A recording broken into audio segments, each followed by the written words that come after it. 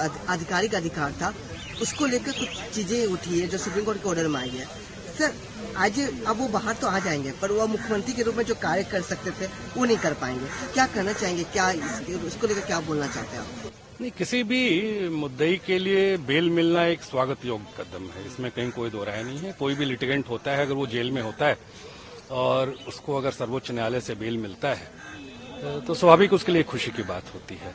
लेकिन हमें ये देखना होगा कि ये कोई साधारण मुद्दा ही नहीं था, ये साधारण एक्यूज नहीं थे, ये दिल्ली के चुने हुए मुख्यमंत्री थे। और एज ए मुख्यमंत्री जब ये जेल गए थे तो संवैधानिक नैतिकता का तकाजा ये था, कॉन्स्टिट्यूशनल मोरालिटी हम जिसको कहते हैं। संविधान एक लिविंग डॉक्यूमेंट है, एक जीवंत दस्तावेज है।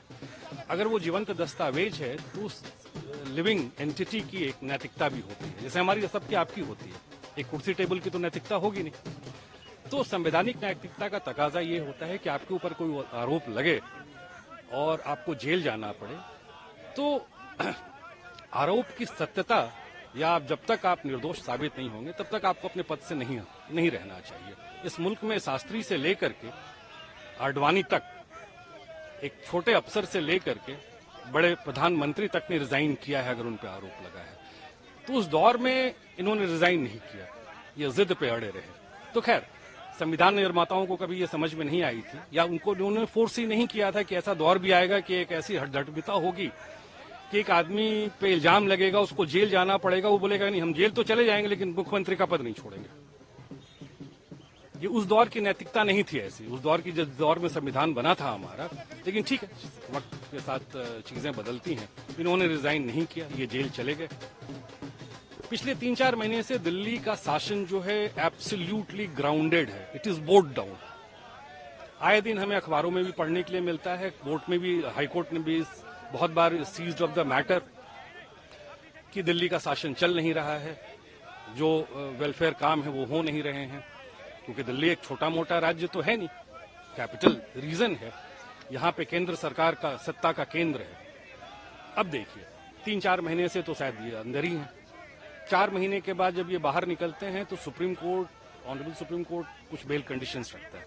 बेल कंडीशंस क्या कहता है कि आप मुख्यमंत्री तो बने रहेंगे लेकिन आप कैबिनेट की बैठक में नहीं जाएंगे, मुख्यमंत्री सचिवालय नहीं जाएंगे, मतलब अफसरों से नहीं मिलेंगे, कोई आदेश नहीं देंगे।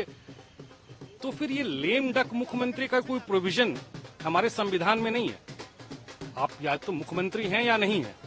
अगर आप मुख्यमंत्री हैं तो आपको मुख्यमंत्री सारे दायित्वों के साथ होना पड़ेगा, उन संवैधानिक अधिकारों के साथ होना पड़ेगा। तो वैसे सिचुएशन में एक दिल्ली कॉन्स्टिट्यूशनल क्राइसिस की तरफ जा रहा है, और ये कॉन्स्टिट्यूशनल क्राइसिस अगर बहुत लंबे वक्त तक रहता है तो मेरा अपना जाति तौर पे ये मानना है कि ऐसे दौर में यहाँ पे राष्ट्रपति शासन को लगना चाहिए, क्योंकि ये फिट केस बन जाता है। क्योंकि अब तो न्यायालय ने कह दिया कि आप मुख्यमंत्री तो रहेंगे लेकिन आप XYZ काम नहीं करेंगे। तो आप समझ लीजिए कैबिनेट की बैठक बिना मुख्यमंत्री की कैसे संभव है। ये जो इंपॉर्टेंट वेलफेयर मेजर्स के फाइल हैं वो बिना मुख्यमंत्री के कैसे संभव है उस पर डिसीजन लेना।